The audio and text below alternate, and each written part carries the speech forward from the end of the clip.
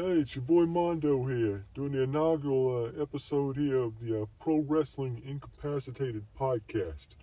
If you're a longtime fan of the K-Fab, you know exactly what I mean when I say Pro Wrestling Incapacitated. PWI. Has a lot of deep meanings, you know.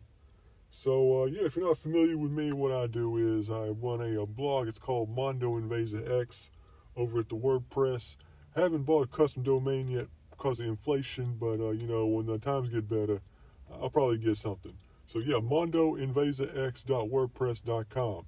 Daily content about wrestling and boxing and MMA and all sorts of other stuff that probably leads to brain damage. So, yeah, for this inaugural edition here, we're going to be talking about some of the most important stuff that happened in the world of wrestling over the first week of the new year. We're going to be talking about the 2 Tokyo Dome shows. We're going to be talking about the first episode of Raw on Netflix. Now, I'm recording this thing on Tuesday morning, so it's right after, Monday Night Raw. Don't have the rating in or anything like that, but who knows? Everything happens really fast in the world of wrestling nowadays. I mean, by the time this thing is uploaded, I don't know, Jerry Lawler could get arrested for, kidnapping minors or something. I don't know. Could happen. But I'll try to get you through here pretty fast. We all got busy schedules. I know we got plenty of stuff to watch on the Russian and Chinese pirate sites. So let's just get through this. Give something to watch while you're commute in the morning. You're trying to listen to something on YouTube when you're in lunch. Just some material here. First time doing this. I'm not really sure how I'm doing. Maybe you notice my voice here. I got my... No, it's not Carl from Aqua Teen, I promise. So, yeah, I know. I mean, figure, Hawk 2 makes it look a lot easier. Let me tell you that right now. All right, I'm going to stop rambling here and get into the meat of the matter here. We're talking about the two Wrestle Kingdom 19 and the Wrestle Dynasty here. Be real quick about these. Now, from what I've heard, the Wrestle Kingdom 19 had less than 30,000 people show up at the Dome. Wrestle Dynasty after that had less than 20,000. So that gives you a pretty good idea of how the industry of pro wrestling in Japan is doing right now, which is not very good. But we'll get into the meat of that in a little bit more on the show here, because there's some reasons for that. But we'll start with Wrestle Kingdom 19. Let's go match by match. Tell you what I like, what I didn't like. For the New Japan Rambo, obviously that was won by Hiroki Goto. You know what? Not bad. As far as curtain jerkers go, pretty decent. Went about 40 minutes. It's one of those rare Royal Rumble acts where you don't really know who's going to win. So it had that element of surprise, like actual surprise to it, that a lot of these things don't actually have. So I'll give him credit there. So now Goto's getting his title shot, and he's going to lose because that's what he does. But beyond that, a good Rumble. Can't complain too much. After that, we had the 4-team tag team ladder match thing. That's the one where that Kasi Fujita guy, he was going up for a power bomb, and when he got spiked, he missed the table altogether and just took it straight on the head on the dome floor. So he's probably dead. Well, no, he's not dead. I mean, he's just brain dead. But it's probably the highlight of the match there. Whenever someone gets horrifically injured on accident. But, it's one of those things where you go into a 4 tag team ladder match, you know what to expect. You know what you're getting into. There's going to be no story, going to be no psychology, no limb work, just people getting hurt on purpose for the snowflakes. So, for what it wasn't good, wasn't bad, just kind of there. Just total train wreck. If that's your thing, it's your thing. Not really mine, but it served its purpose. All right, from there we had Mayu Owatani versus Azum, however you pronounce it. My big takeaway from this one is, if you give these broads 15, 20 minutes, they probably put on a really, really good match. Here they had about 10 minutes to work with. All in all, not a bad little performance, considering, the circumstances, the time constraints. So it was another really, really good match. Not necessarily a great one, but good enough, considering, everything they had hanging overhead. All right, from there we had another another 4 corners match. Just throwing everybody in there. That was the Ren Narita and Jeff Cobb and Ryohu Aoi and El Phantasmo. Now this I really enjoyed. This was a good one. Where you had 4 guys who, let's face it, they're all the great value version of some other wrestler. Like Ren Narito is a great value Shibata. Jeff Cobb is like a great value Bronson Reed. El Phantasmo is a great value Kenny Omega, and this Hawaii guy is, well, I mean, he's basically a great value version of everybody else in the New Japan roster these days. So you kind of go into it with lukewarm expectations, but it got good. They delivered. Everybody got their respective stuff in. Everybody looked competent, enjoyable. I thought it was a good match. Not a match of the night or anything like that, but better than I expected to be. From there, we're going to move along to what else happened. Oh, yeah, we had Hiroshi Tanahashi versus Evil. Hiroshi on his retirement tour, like John Cena, for whatever reason, taking on Evil. And Evil is, he's getting to go home heat. Nobody wants him around. Everybody's tired of this House of Torture nonsense. And this is one of those matches where you got a lot of, bad guys running in and trying to, screw around with Tanahashi and his buddies. And it's one of those matches where there's so much interference going on and so much ref bumps and people getting hit in the balls. I mean, after a while, you just kind of lose interest in it altogether. It's just you can complain about what happens when the WWE tries to do a New Japan style, but New Japan trying to do the WWE style is even worse. This thing just didn't work for what it's trying to do. I mean, I guess, the final stretch was pretty good, where you got Hiroshi, basically reversifying Evil's finishing move and getting the pin out of nowhere. But up until then, it was just too much of a cluster.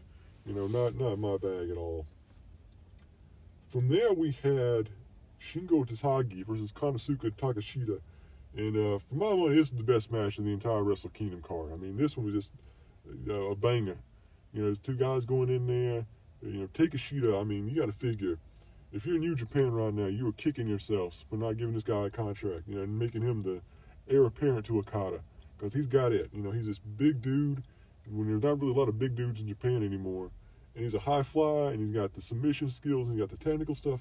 I mean, he can have a great match against pretty much anybody. He's like a really, probably the best way to describe him is like he's a really athletic, like technically proficient Mike Awesome. Or a Masato Tanaka, who actually can draw money. So that's a big thing. So he and Shingo had a great match. Went out there really hard hitting, lots of lariats, lots of power bombs and stuff. Lots of people getting the bells rung. Just solid stuff. Maybe not like a proper match of the night contender, but well, it was in this case anyway. But you know what I mean. And it was good. It was really, really good. Bordering on being great. Definitely the highlight of Wrestle Kingdom 19 in my book. Go out of your way to see this one if you haven't. All right, so Dookie versus El Desperado. And I know it's Dukoi, right? Like Doki Panic, whatever you want to call it. Well, anyway, change his name to Dookie because that's what happened to him in this match. Really kind of unreviewable. I mean, started off, it could have been like a really good high-flying match, I guess, but what happened was Dukoi went up there and he did like a flying swanton bomb against the guardrail, and when he did, he like knocked his elbow off. And the ref came out and just threw up the red X and had to stop it right there, and El Desperado got the dub by, I guess, a technical stoppage, a TKO, whatever. But I think this is one of those things where you go in and you watch it, and it's kind of scary because, a dislocated elbow, it's not fun, but, a whole lot worse things can happen. And you watch New Japan these days, you watch All Elite today, you even watch NXT these days, people doing lots of dangerous stuff. Lots of things where, there's a high probability of injury, and for what gain? Little to none. So my big takeaway from watching this match was, if you go in there and you do Hayabusa stuff, don't be surprised if you end up turning into Hayabusa. So, all I got to say about that. David Finlay versus Yota Tsuji. Now, this is another one of those matches where you kind of go into it with really low expectations. But I thought it was probably the second best match of the entire night. I wouldn't be surprised if a lot of people said it was the best match overall tonight. I could kind of argue that point too. So, David Finlay, he's one of these guys that's been around for a while. He's Fit Finlay's kid, obviously, if you didn't know by the last name there. And he's kind of floundering around, they're really not finding that heir apparent to, Omega or Will Ospreay or whoever you got. The evil white guy who's always in New Japan for some reason. So Finley's kind of throwing his name into the hat here, and he's got a really good style, not quite the brawler that his dad was, but he's a little bit more versatile, I think. He can do some stuff that, Fit never did. He can kind of play that New Japan style, a little bit of, acrobatic stuff. And Suji's one of those guys they're really pushing him to the moon. They want him to be like that really big name for the future. And I'm not really sure if he's quite there yet, but compared to who was in the main event, I mean, if you're New Japan, you're probably saying to yourself, wow, we probably should have pushed this guy instead of Shota. I mean, Yuta, he looked really, really good in this match. Finley looked really good. I mean, it's put on a great, old school sort of story. No interference, no malarkey, just really great pure action. And I think the sky's the limit for both of these guys. I think Yuta, he's maybe not there being a main event guy quite yet, but, give him another year and a half, he'll probably be there. And Finley, I think, he's a good dude. I mean, he's really talented. He's got some good moves. He hangs in there. He'll probably be at the top of the card pretty soon, too. So, a really good match. It's one of those matches where you're going to watch it, 3 or 4 years from now and say, this is way back then when they were, lower down on the card than where they are today. So, give us another look, too. If you don't watch the entire show, probably worth your time to go out your way to watch this one. All right, so what did I miss out on? Okay, got that. Did I do Tetsuya Naito and Haruma Takahashi? This is our co-main event. Didn't we already do this like once before? Like 2021, 2022, but they're hyping it up like we've never done it before. I mean, come on. Our memories aren't that short, guys. So this match, I don't know. I mean, I thought it was kind of a mild disappointment, considering, how much they booked it up. It's supposed to be like a mentor versus, mentee match where it's like, I'm going to take the torch from him and run. But it didn't really work out that way. I mean, I don't think Takahashi got nearly enough offense in. And really, when the only thing you hear about a match is he'd come out wearing like this, I don't know, it's like something like Katamari Damashi or something, this giant like furry suit with like googly eyes. I mean, it's silly, even by like Japanese standards. You go in there and you're like, oh man, this is not a guy who's ready to be the face of the company yet. But, Naito did what Naito does. It was an impressive showing from him. Less so, but still a decent showing from Takahashi. They had a good match, but definitely not a great match. And definitely not really the kind of thing you'd expect to be co-main event of the biggest New Japan show of the entire year. That I was kind of disappointed by. All right, in the main event, Wrestle Kingdom 19, Zack Sabre Jr. versus Shota Umino. Wow, this one did not go as planned, did it? Shota is a guy who was he's the son of the Red Shoes, the referee. And guess who was the referee for this match? Red Shoes. So I mean, right off the bat, you kind of figured there's going to be a little bit of a, conflict of interest there. But hey, it's New Japan. It got the Yakuza in on it. Who knows? But yeah, this match, it was just not there. It went 40 minutes. It's probably about 20 minutes longer than it should have gone. Basic Zack Sabre Jr. match. He goes in and does all his twisty stuff, his fake MMA moves that would never work in real life. And Shota's basically just a guy who is really sort of pushed down the throats of the New Japan audience, and they're just flatly rejecting him. I mean, he's getting like the John Cena heat from like 2005. Like, they don't want him, being champion at all. So basically, even though they're not big fans of Zack Sabre Jr., I mean, they're booing him nonstop. They gave him the business all night long. And, for a 40-minute match, you expect more than what you got. I mean, it kind of went on and on and on and ran out of potential. The kinetic energy there just wasn't there. And it was a kind of plodding match. I mean, there were some respectable moments. And I guess, if you look at it objectively, from bell to bell, it was a passable match. But again, it's the main event of the biggest show in Japan all year round. I mean, you expect a whole lot more than what you got here. So with that in mind, you have to chalk it up as a pretty big disappointment. An all-right match in the grand scheme of things, but considering, where we are and the circumstances and the prestige, kind of a downer. So overall, Wrestle Kingdom 19, not the best Wrestle Kingdom we had. I mean, I think as the first Wrestle Kingdom I've seen in a couple of years where you didn't really have like that one truly standout marquee, match of the year kind of match to it. And that's going to be a pivotal plot point as we dovetail into our discussion of Wrestle Dynasty, which we'll be talking about right now. All right, so the Wrestle Dynasty. Now, this was a show where, I think nominally you'd say it's a New Japan show, but, you got the AEW guys there. Got a couple CMLL people on there, so it's kind of a tri-branded show, but, I mean, come on, it's New Japan. It had the New Japan production style, the New Japan camera people, the New Japan announcers. It was a New Japan show and everything but name. Let's get that out of the way. So a couple shows, not a couple shows, a couple matches to run through here real quick. The opener was the four-woman match with Willow Nightingale and Persephone and Athena and Momo Watambi. You know, I had low expectations for this one. Doesn't really think it's going to be much of anything. Actually, that'd be a pretty good match. A lot better than I thought it would be. I mean, everybody got the stuff in. Everybody looked good. The finish was kind of dumb with the interference with the baseball bat. But, you know, it's the opening match of a 12-match show, 13-match show, whatever. You can't expect all of them to be, you know, 5-star mega classics. But it was good for what it was. It got everybody over. I thought it was decent. From there, we had well, hold on. Got to skip ahead here. Second match on the show, that was the Dustin Rhodes and Sammy Guevara taking on Sho and Yoshinobu Kanemaru. And all I know about Dustin Rhodes is he's old. He's old and he's dressing like a Mortal Kombat character for some reason. This is another match that was just there. I mean, this is the kind of thing where, you know, they just kind of went in there and did the bare minimum to get by. I mean, it was a slightly better than average match, but nothing beyond that. Totally passable. If you don't watch this one, I wouldn't blame you at all. From there, we had our Lucha Gauntlet match, which is basically New Japan saying, let's get all the Mexicans in here. So you had a couple different guys come in there. You had 4 New Japan guys, 4 CMLL guys. You know what to expect. It's not really a match. It's just like a demonstration of, you know, Lucha Libre techniques and people doing high fly and stuff and arm drags and all that.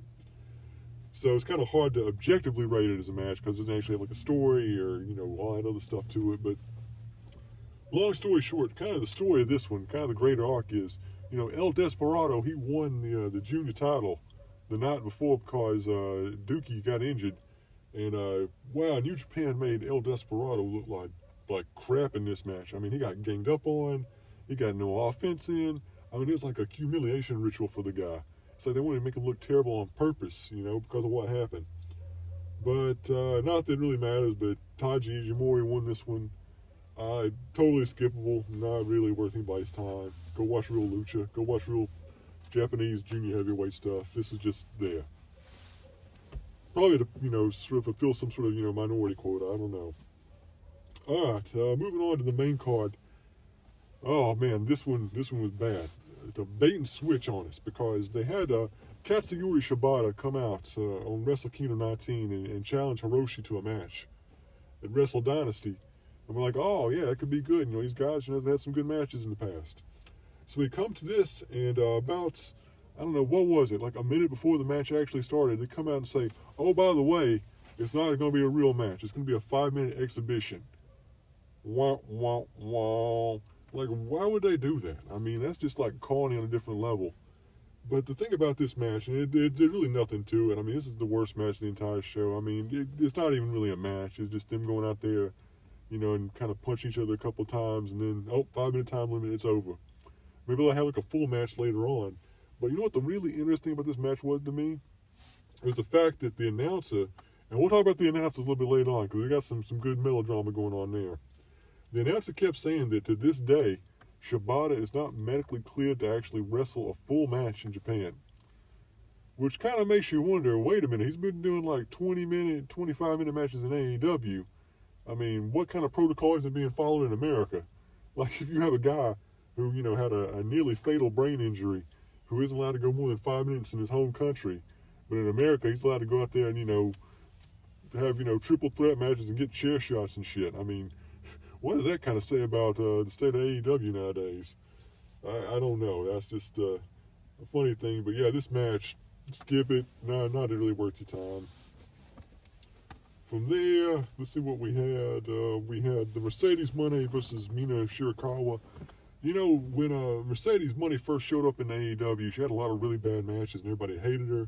But let's give her some credit. Let's give her girl some dap. You know, the last couple of matches she's put on pretty good.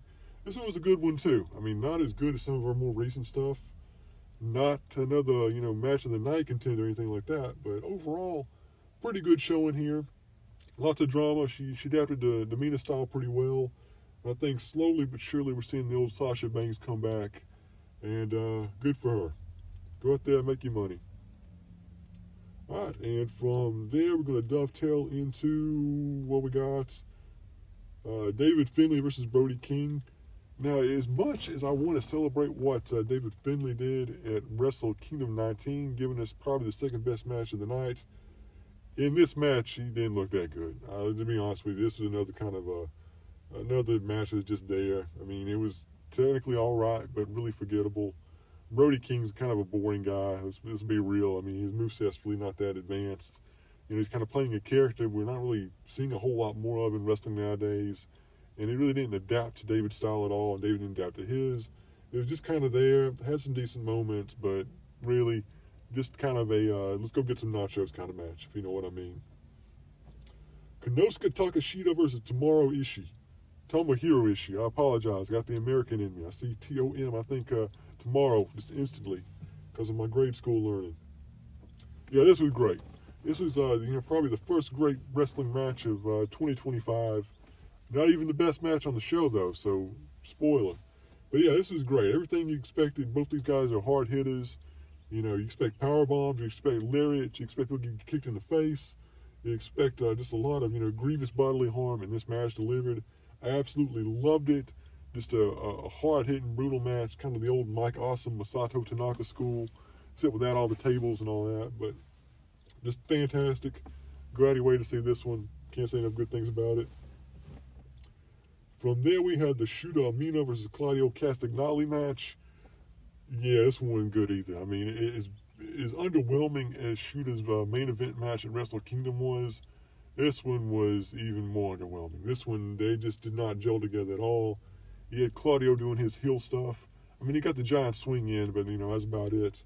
Another very, very passable match. Just forgettable. Just slightly above mediocre at best, and that's pretty much the best thing I can say about this match. Then we move along to Yota Tsuji versus Jack Perry. Kind of the same thing here, because, Yota, he looked really, really good in the match at Wrestle Kingdom 19, but here he did not look like a superstar at all, and I think that's not really on him, that's more on Jack Perry. I mean, Jack Perry, you can say he's improved a little bit over the last couple of years, but, he's still not that guy. He's not the guy to bring out the best in other people or other talents or even himself. So this match was also just kind of floundering. I'm not saying fast forward through the whole thing to get to the next match, but yeah, fast forward through this to get to the next match. All right. Kenny Omega versus Gabe Kidd. This is the match of the night. This is the best match we had at Wrestle Dynasty. The best match we had in Japan all weekend. Just fantastic, hard-hitting match. First Kenny Omega match in like a year since he had the Brock Lesnar disease. Now, Gabe Kidd is a guy who's been around forever, and admittedly, even I run a Pro Wrestling blog. I'm not really all that familiar with what he does, but the storyline here is so good. This is like old school wrestling, pure, like going back to the UWF and War Invasion angles, where Kidd, he comes out, he's like appointing himself the protectorate of New Japan, and the story of the match, and it's a good one, is basically the Kid is out there to, stand up for Inokiism. He's the old god. He's here protecting this company with all this rich tradition and values from Omega. This guy who used to stand for what, New Japan was all about. But then, he sold out, he went to America, he's hanging out with Tony Khan, and now he's part of a company who's trying to Americanize New Japan. So that's kind of the tacit underlying plot for the story. They never come out and say that explicitly, but that's what they're talking about. Now, Chris Charlton, he's one of the commentators for New Japan. He writes a bunch of books. I don't know, I kind of enjoy him. That's just me. He's a weird-looking dude. He looks like a South Park character in real life. Not that matters, but just getting it out there. So he did such a good job of kind of making that not explicit storyline very explicit for the audience. He brought up, AEW being like colonizers and, poaching all the talent from New Japan and, basically having a strategic partnership that kind of hurts New Japan more than it helps them. And apparently Tony Khan didn't like that. He didn't like being called a money mark, so he got him suspended for 2 months. But, yeah, that's really the story of the match, because it's not just him saying that. That's how the fans reacted. They saw Kenny Omega as, this, tool of American imperialism and Gabe Kidd was like their adopted son who was out there, fighting for them. And it was just a great, great match. Just so much real emotion and real drama, and it was one of those very, very rare transcendent matches where the matches had a metaphorical value above what was actually going on. And it wasn't just fans, cheering moves. Like, oh, look, he did tope con hilo, let's clap like trained seals. No, there's actually some emotional investment in what was going on here. And fans wanted Gabe Kidd to win. They wanted Kenny Omega to not win. And it's just back and forth. It's great stuff. You got the blood. You got the broken tables. And there's so many points in this match where I'm like, okay, well, after this, I acknowledge this is a really good match. Another spot would happen, like, okay, this is a really good match. And I think by the time we got to the first busted table, I'm like, wow, this is a great match. But I'll tell you the exact moment where I said to myself, all right, here we go. This is a transcendent match. This is one of the best matches we're going to get in 2025. I can tell that already. And that was a part where Kenny Omega, he had Gabe Kidd launched up, going for the one-wing angel. Gabe Kidd sneaked out the back door. Bam, puts him in the old Cobra twist like Antonio Inoki did. And he got that huge pop from the crowd. That was just such a beautiful, beautiful moment. It's such a great, great act of old-school wrestling storytelling. You just don't see a whole lot of anymore. And he had a couple of the callbacks there. He did the back brain kick out of Pro Wrestling on the NES later on. But eventually, Kenny Omega, he came through. He showed his moxie. He took advantage of Gabe Kidd's opportunism. I apologize here. It's early in the morning. Tongue's still tied. And he beat him with the one-wing angel in a great, great bloody match. Lots of juice, lots of counters, lots of callbacks. This was a great, great, great match. Go well out of your way to watch this one. It's going to be definitely, when we talk about the best matches of 2025, it's going to be in the running for sure. All right, we finally come to our main event, and you can tell Zack Sabre Jr. and Ricochet, they were both really, really pissed off having to follow up that last match. Like, even on their walkout, they're like, man, this is just not going to work. And it was pretty much what you'd expect. It's Ricochet going out there and doing Ricochet things. Zack Sabre going out there and doing his Zack Sabre things. Lots of flips, lots of twisty submissions, and a crowd that was not really all that into it, to be honest. And I kind of tuned out myself, too. Ricochet did every, flippy thing in the book. Zack Sabre Jr. did all his twisty submissions, all his Gumby and Stretch Armstrong holds. And he ended up beating Ricochet pretty much out of nowhere with, that one move where he ties up their arms and their legs simultaneously. I'm not really sure his actual name for that one, but I'd call it the Gordian Knot. That's what I would call it personally. But, not the best main event here. Kind of really, in hindsight, Omega Kid should have been the main event for this one. But hindsight's 50-50.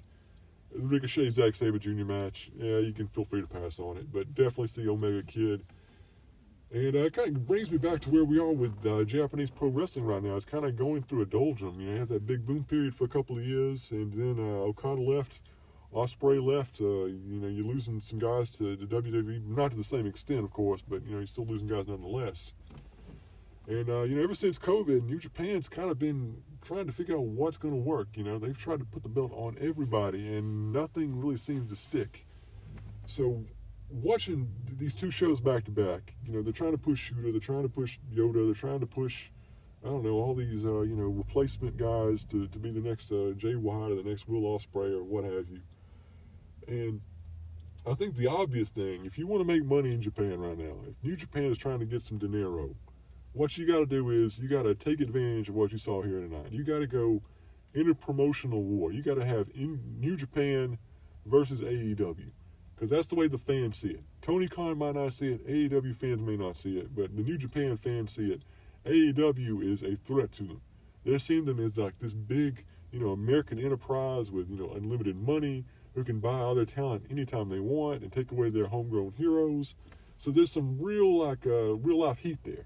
There's some real emotion, some real intensity, and some real animosity. I say why not run with that? Some of the best matches we've had ever in New Japan has been through, those in-promotional matches with, UWF back in the day, with War, all that good stuff, UWFI. So, might as well take advantage of that. You can get some really good mileage out of that. Just bring in some guys, treat AEW as the big heels, the foreign invaders, the guys trying to, erase Japanese tradition, and they'll put some butts in the seats. And at this point, I'm pretty sure that's the only thing that can't put butts in the seats in New Japan anymore, because until they actually get some, established heels and some established faces, they're going to be floundering. So, all that to say, Wrestle Dynasty, comparing it to Wrestle Kingdom 19, kind of apples and oranges. I mean, the argument can be made that Wrestle Kingdom 19 was a more consistent show, in the sense that you didn't really have anything really bad on the show, but you didn't really have anything truly great either. But with Wrestle Dynasty, the argument is, okay, the lows were a lot lower. The worst matches on Wrestle Dynasty were way worse than the worst matches on Wrestle Kingdom. But by that same token, I mean, the highs for Wrestle Dynasty were a whole lot higher than Wrestle Kingdom 19. I mean, the take a shit Ishii match, that was great. And the Omega Kid match, I mean, that's pretty much legendary already. I mean, that's going to be talked about for months and months to come. So Wrestle Dynasty, I think just by the strength of those two matches alone makes it, the better show, the reason to go out of your way to watch it. And Wrestle Kingdom 19, it's there for you completists, but if you don't watch it, you're not going to miss anything. All right, now it's time to turn our attention to the inaugural edition of Monday Night Raw on Netflix. I'm going to take a quick break here and get some fluids in me, and then we're going to talk about this historic moment in pro wrestling history because, they keep telling us it is, regardless of whether it is or not. All right, so as promised, the first edition of WWE Monday Night Raw on Netflix happened on January 6th. I'm recording this in the morning of January 7th, so like I said earlier, the ratings aren't in yet. It could be huge, could be meager, could be a whole lot more than we anticipated, but it's going to be kind of the story of the wrestling industry the rest of the year, just how much this transition away from traditional TV markets to streaming is going to affect everything. But from an objective level, you had a 3-hour show. I mean, they crammed a lot in there. I mean, a lot of nostalgia, a lot of stuff that worked, some stuff that didn't work, a lot of stuff for Royal Rumble. I think they were trying to make it feel like a multimedia spectacle. I think the bellwether is that one Mike Tyson, Logan Paul, or Jake Paul, I can't remember which one it is, Jake Paul, I think. That's sort of their bellwether for what Neo Sports Entertainment is going to be, where it's really more entertainment than sports. And, I mean, what better program to fill that niche than the WWE? I mean, that's pretty much their bread and butter. So I got a couple of bullet point hits. I'm going to go through everything. I'm going to go minute by minute here. But from what I experienced, there were no glitches, no streaming buffers, nothing like that. So I think technically it went off pretty well. And I think from the outset of this show, whether you like the WWE product or not, it's kind of superfluous. Because presentation-wise, I mean, it's just out of the ballpark. I mean, it's pretty much the closest thing we got to like NFL, NBA quality sort of presentation. I mean, nothing else in wrestling comes even remotely close.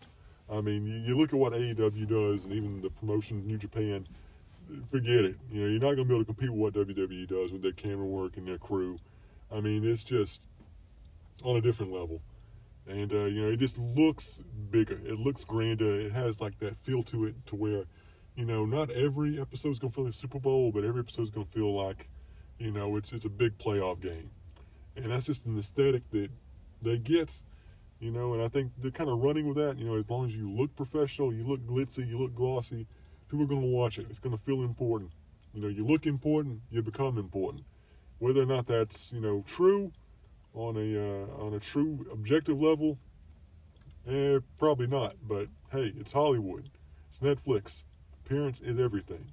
And in that regard, if absolutely nothing else, WWE knocks it out of the park. All right, so the show opened with The Rock doing his opening monologue, and basically this was just, pure, corporate propaganda cringe. He's talking about, Squid Games and all this other stuff on Netflix and putting it over and kind of teasing, some stuff with Roman Reigns later on, but not really coming out and saying it yet. And, of course, that is our segue to the Roman Reigns solo Sikoa match. First match in Raw history in the Netflix streaming era. So it's historically important, if nothing else. This was a tribal combat rules match, which basically means no disqualifications. You can hit each other in the nuts. You can, hit each other with kendo sticks, chairs, tables, all that fun stuff. And, we've had a couple of Roman solo matches over the years. This was admittedly not one of the better ones. I think there's kind of a formula to this, and they kind of expose the formula a little bit too much. But, it's a pure sports entertainment train wreck. You had all the run-ins and the interference and Cody Rhodes coming out and Sami Zayn coming out. So, I mean, it was kind of like the Cody Rhodes Roman Reigns match from last year's WrestleMania, except without all the emotion. It was like a really like watered down, made for TV version of that. I think that's probably the best way to describe it.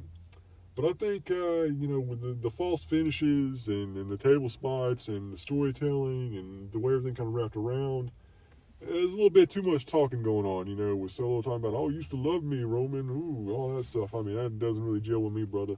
But on the whole, it was good. I think if you watch it from start to finish, for a cable TV or streaming wrestling curtain jerker, it was better than average. I thought it was decent, and it's going to have historic value if nothing else. And I think it's a much better match than the first match we got on Monday Night Raw back in '93. You give me Roman Reigns versus Solo Sikoa over Yokozuna versus Koko Beware any day. I'll take that. Then after that, we had John Cena cutting a promo. Basically, the whole point of this is to say, I'm going to be in the Royal Rumble. And the funny thing about this one, we always make fun of John Cena for looking like Ernest P. Worrell.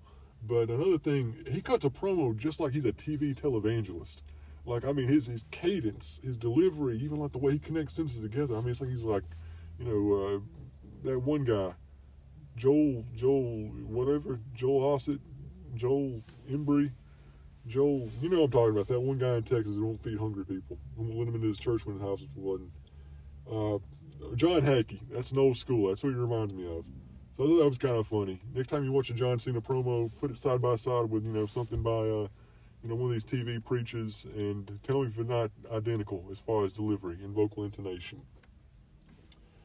A couple of things. There was a lot of constant, Netflix co-promotion where you had guys, hey, we got this guy doing a comedy special for us. Let's get him on there. We got this show coming up, which is to be expected.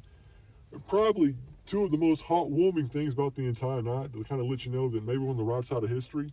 Two of the biggest pops of the entire night of this first show weren't even for wrestlers, wasn't for wrestling. It was for Macaulay Culkin and Topanga from Boy Meets World. And let's be honest, Topanga, I mean, she's like 50 by now, right?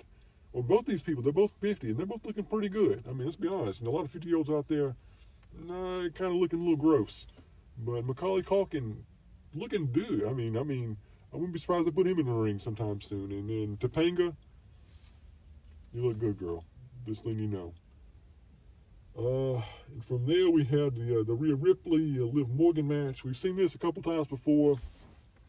Not sure it's one of their better matches, but it was good. I mean, it took a while to get going, but once you kind of got into the groove and into it, it was decent. The fans were into it. Had a good story, a good pace, and then you had that weird-ass Undertaker cameo at the end where he just came out on a motorcycle and bumped fists with Rhea, and that was it. Okay, well, who knows? Okay, then you had the Chad Gable promo where he kind of set up Penna's debut for the next edition of Raw. Really on the nose there. Then you had that one match with Dre Drew, and not a whole lot to talk about here. I think the audience reaction was kind of flat, and they were really hot for the first two matches, but for this one, they were just kind of there, sitting on their hands. Yeah, Travis Scott walking out with the hardcore title. I don't know, maybe beat Funaki or I don't know, Hardcore Holly backstage or something for it. I don't know. Yeah, Michael Cole saying stuff like, don't yeet on me, and it's just all cringe. They're still doing the ref cam gimmick. I'm not really sure why they're trying. They did not work in 1991. Did not work in 2001. It won't work ever, but they keep trying that out. It's a failure that just will not go away in the world of wrestling. And the match, I can't remember who won. Who won that? Was Drew win it? Did Jay? Whatever. The important thing is nobody cared. This is the first oh, well, this is kind of boring again moment of the entire show. But it was late. It was like 2 hours into the show before we got to a real doldrum. So I guess that's doing better than average. All right, we can talk about this for days and days. I think probably the most mimetic point of the entire show, the one that's already becoming internet famous. Hulk Hogan came out to do a promo in Los Angeles, and it went over about as well as you'd expect. He had Jimmy Hart out there waving the flag. And it was really more of a promo for his own line of beer than it was anything else. And the fans just mercilessly booed his ass out of the building. And I kind of had that moment where I'm like, can you imagine, at any point in wrestling history, 20 years ago, imagining that Stephanie McMahon would get a louder pop from the audience than Hulk Hogan? Which kind of tells you, Hulk Hogan, I mean, he's a childhood icon. I grew up loving him, but over the last, 10, 11, 12 years, he has done everything to make that old platitude about not meeting your heroes true. I mean, the fans booed him, and for good reason. And I'll leave it at that. You know why. All right, then we go to the main event. First things first, Seth Rollins, I mean, he was stuck in that ring forever waiting for CM Punk to come out. That was like, how many minutes? Like 5 minutes, 6 minutes, close to 10 minutes, I think. Where they kept, re-looping his music over and over again. And there was also like a really great moment. I'm not sure if you caught this, where Michael Cole did like a career best explanation of why Seth Rollins hates CM Punk. Where he's like saying, Seth Rollins, he was the man here. He cut his teeth. He took his bumps. CM Punk just took his ball and went home. He went to UFC and got beat up. He went to AEW and got into backstage fights. And then he comes back and he's immediately thrust in the main event picture. And Seth is pissed about that, and rightfully so. It makes sense. I mean, it's one of those things where a lot of times the rivalries and angles in pro wrestling, especially the WWE, don't make a whole lot of sense. But in this case, it makes perfect sense. And it's a great foundation for a rivalry. And I thought Michael Cole, for all the stuff we give him, he did a good job of kind of getting us up to speed and kind of explaining why that's the case. So for the match itself, what can I say? It was really, really, really good. I mean, not quite bordering on the verge of being truly great, but for a Raw main event, really, really good stuff. They only went about, 14, less than 15 minutes. It had to have been less than that. But it was good for what it was. And it kind of got you really sort of champing at the bit there to see them go even longer. If they put on like a 20, 30-minute match, it'd probably be really, really, really damn great. And, the show closed. CM Punk getting his dub. And we got the setup for next week. And we got Royal Rumble coming up in a couple of weeks. We got the Saturday Night's Main Event show coming up. And that was it.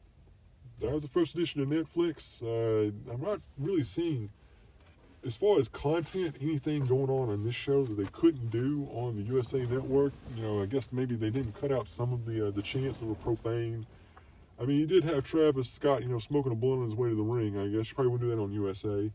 But, as far as, like, the content, like blood, the violence, the sexual content, the obscenities, or the drug references, not seeing anything there that we wouldn't see on traditional TV. But, yeah, I mean, it was more or less a regular edition of Monday Night Raw that we're used to, just you have to use a different remote to watch it, which kind of might be the grand scheme of things. But like I said, the story here is going to be, when the ratings come in, that's going to tell the story of where we're going to project out from the rest of the year. We'll see if other companies follow suit. There's going to be a bidding war. We might be seeing other promotions on Hulu or Spotify or whatever. I don't know.